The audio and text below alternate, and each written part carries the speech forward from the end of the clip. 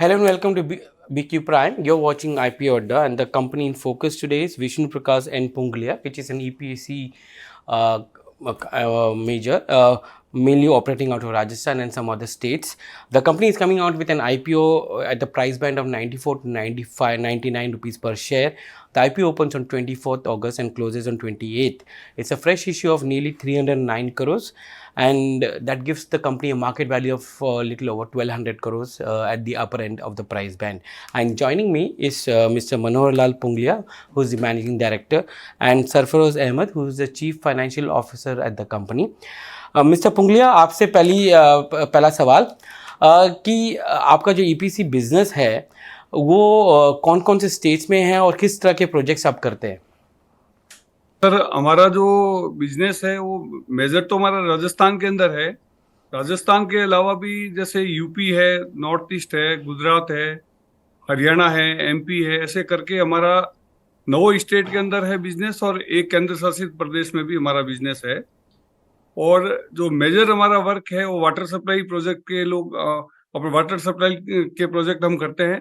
इसके साथ में हम रेलवे और रोड वर्क भी करते हैं और इरिगेशन के भी प्रोजेक्ट हम लोग करते हैं सर। ये बताइए, आप 309 करोड़ रेज कर रहे हैं, उसका उपयोग किसके लिए होगा? वो हमारे इस बिजनेस के लिए ही उपयोग होगा सर। सर मेजरली जो हमने ऑब्जेक्ट दिया है वो 62 करोड़ का इक्विपमेंट एंड प्लांट परचेज करने के लिए रहेगा, 150 करोड़ का वर्किंग कैपिटल का रहेगा और रिमेनिंग जनरल पर्पस के लिए रहेगा। Okay, up to 25% off the issue. Okay, ये बताइए mister Ahmed, you are raising that amount and mainly is going to be used for working capital.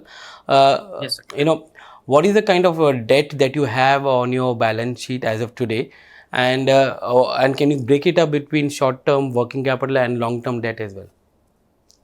Yes, sir. We have total gross debt of rupees 250 crores, and if we segregate this debt, 190 crores are short term and 60 crores are long term debts.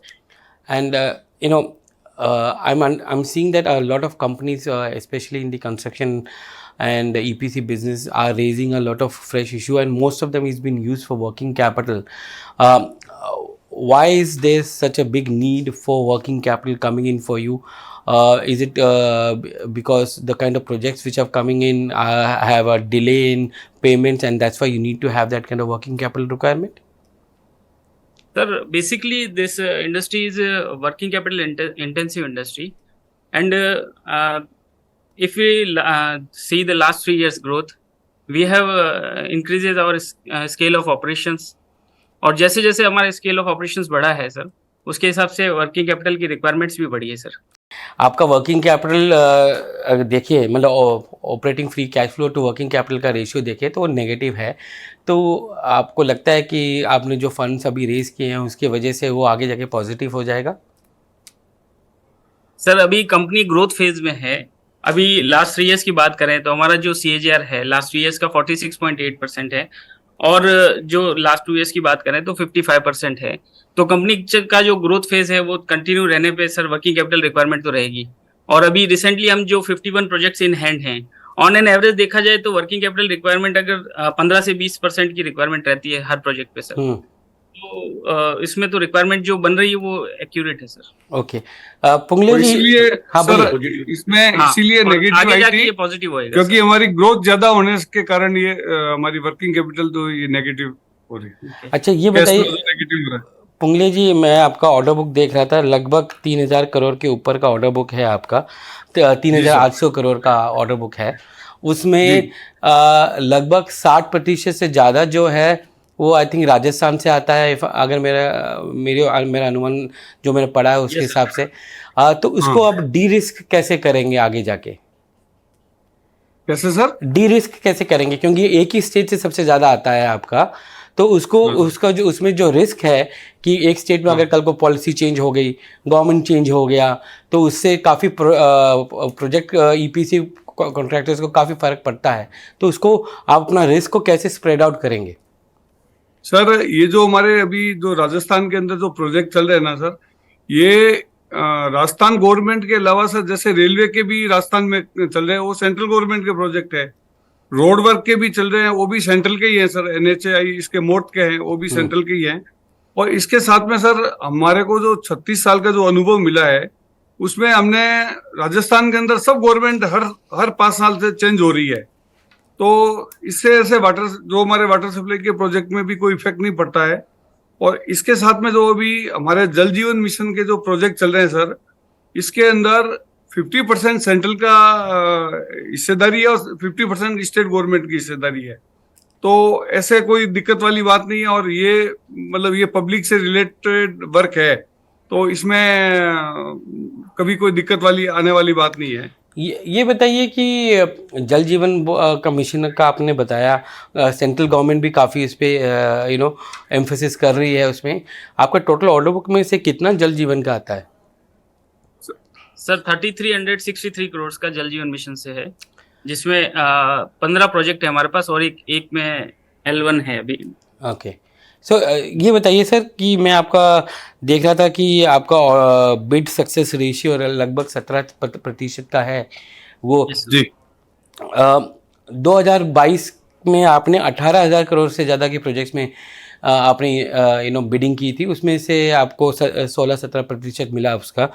और 2023 में आपने लगभग 4,500 करोड़ के projects को किया था। तो ये जो गिरा है बिडिंग, वो क्या जनरली गवर्नमेंट के बिड्स गिरे हैं या कैसे, ये इतना डिफरेंस क्यों आ रहा है?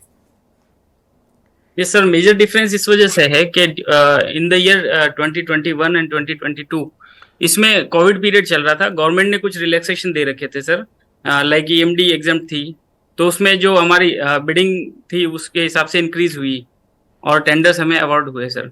और इमीडिएटली जब हमारे पास सफिशिएंट टेंडर्स आ गए तो हमने अपने हिसाब से उस बिडिंग को इमीडिएट थोड़ा स्लो डाउन किया और वापस फिर बिडिंग को अभी स्टार्ट किया है सर। पुंगले जी, आप प्रोजेक्ट्स देख रहे हैं हर स्टेट में, एटलीस्ट 8-9 स्टेट्स में आपका प्रोजेक्ट है। बिडिंग का प्रोसेस कैसे दिख रहा है आपको 2023 और 24 में? कितनी बिडिंग टेंडर आ सकते हैं और वो कौन कौन से एरिया में होंगे?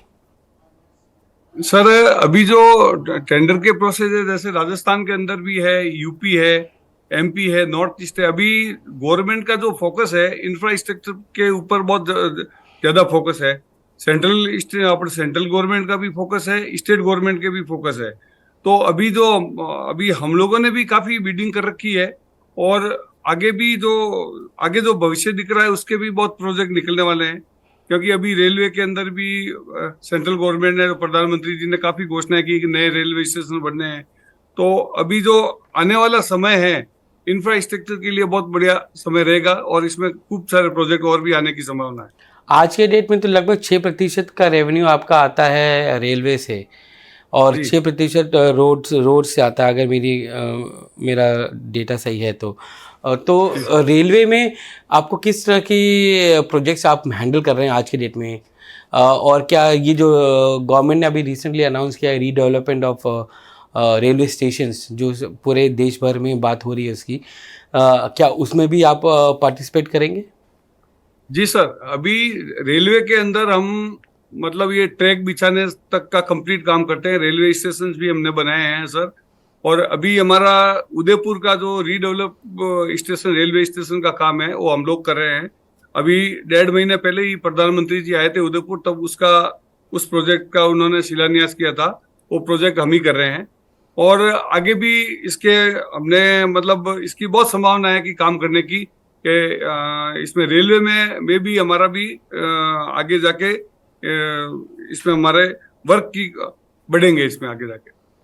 और रोड्स में आप कैसे कर रहे हैं? क्योंकि रोड्स में आप 1 या 2 प्रोजेक्ट्स कर रहे हैं राजस्थान में, क्या आगे जाके आप पैन इंडिया प्रोजेक्ट्स में भी बिड करेंगे?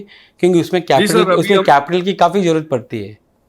सर हमारे पास रोड वर्क के लिए भी पूरा इंफ्रास्ट्रक्चर कंप्लीट है हमारे पास में, और हमने रोड वर्क में भी जैसे अभी हमारे पास पूरा इंफ्रास्ट्रक्चर होने से अब हम आगे इसको भी, रोड को भी आगे एक्सटेंड करेंगे और आगे जो भी नए प्रोजेक्ट आएंगे उसमें भी हम पार्टिसिपेट करेंगे। सरफराज जी, ये बताइए कि आपका जो एबिटा है वो 157 के आसपास है और एबिटा मार्जिन लगभग 13.4% है। ये एबिटा मार्जिन को आप ऊपर ले जा सकते हैं? क्या गुंजाइश है उसके लिए? सर अगर लास्ट 3 इयर्स की ग्रोथ देखें हमारी, तो एबिटा मार्जिन हमारा 9.7 से 13.7 आया है। हाँ। और जैसे जैसे हमारा स्केल ऑफ ऑपरेशंस बढ़ रहा है, हमारे फिक्स्ड ओवरहेड एक्सपेंसेस कम हो रहे हैं सर। हमारी material purchasing capacity and bargaining capacity बढ़ रही है सर। तो by the time we will surely growth देखेंगे सर हम। कितने तक जा पाएगा, मतलब आपका नॉर्मलाइज, आपकी इंडस्ट्री में नॉर्मलाइज एबिटा मार्जिन कितना होता है और आप कितना तक उसको बढ़ा सकते हैं?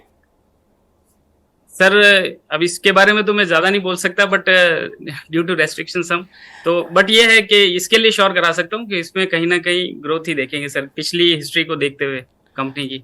आप काफ़ी सब कॉन्ट्रैक्टिंग भी करते हैं और सब कॉन्ट्रैक्टिंग में की वजह से मार्जिन्स भी काफ़ी प्रेशर में रहते हैं, तो क्या आगे जाके सब कॉन्ट्रैक्टिंग कम करेंगे और अपना इंफ्रा कुछ सेटअप करेंगे? सर मेजरली सब कॉन्ट्रैक्टिंग अगर देखा जाए तो ये इस बिजनेस का पार्ट एंड पार्शियल है सर। और दो टाइप के सब कॉन्ट्रैक्ट रहते हैं, एक मटेरियल एक लेबर। हमारा मेजरली लेबर कॉन्ट्रैक्ट रहता है सर। जहाँ मटेरियल की बात करें तो वो एक क्रिटिकल मटेरियल्स जो होते हैं उसको सब कॉन्ट्रैक्ट करते हैं, बाकी की मटेरियल सारा हम कुछ सप्लाई करते हैं। और जैसे जैसे हमें क्या सर टाइम फ्रेम में काम कंप्लीट करना रहता है, टीम्स अपॉइंट करनी रहती है, हमारी खुद की एक्सटर्नल टीम्स है। और जैसे जैसे कंपनी ग्रोथ करेगी, स्केल बढ़ेगा, तो वी विल श्योरली उनको थोड़ा सा डिपेंडेंसी कम करेंगे सर। आपका बिल टू बुक रेशियो देखा जाए, मतलब ऑर्डर बुक टू रेवेन्यू का रेशियो देखा जाए तो लगभग तीन का आता है। क्या आप इसको मेंटेन करेंगे आगे जाके?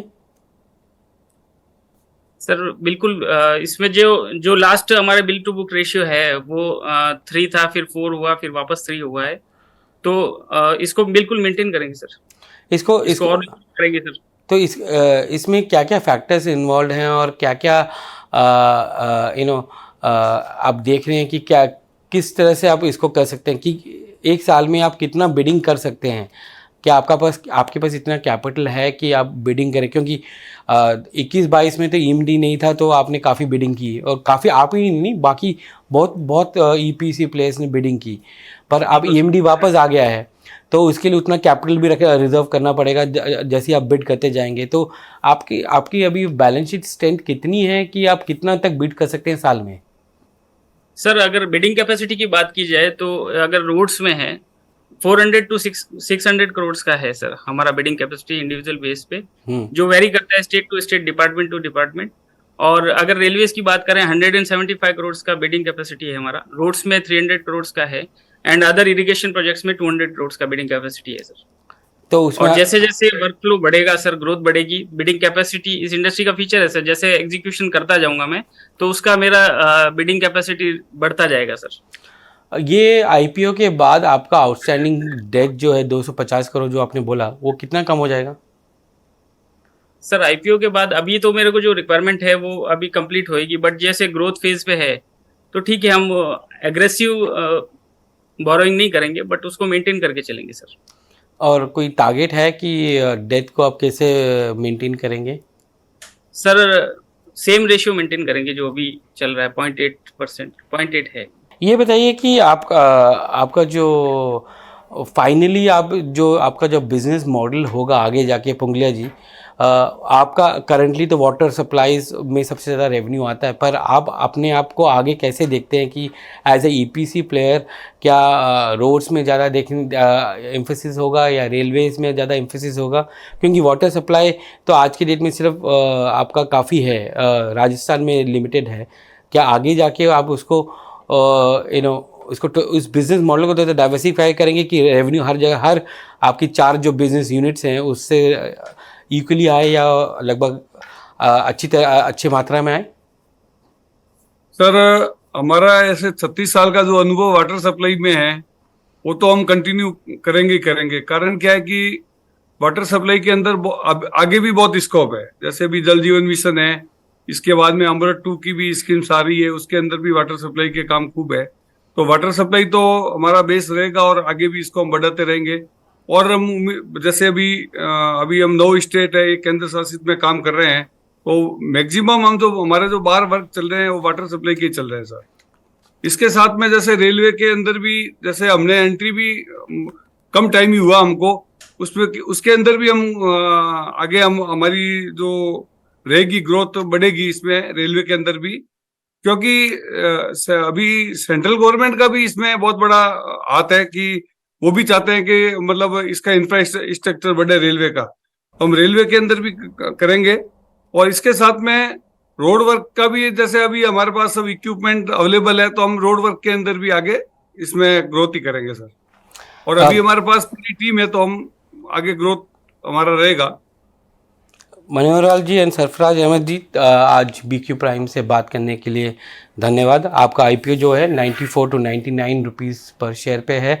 अगस्त 24 से अगस्त 28 के बीच में खुला रहेगा और आप लगभग 309 करोड़ रेस कर रहे हैं IPO के थ्रू फ्रेश इशू में। धन्यवाद आज BQ प्राइम हिंदी से थैंक बात यू करने साहब, के लिए। Thank you.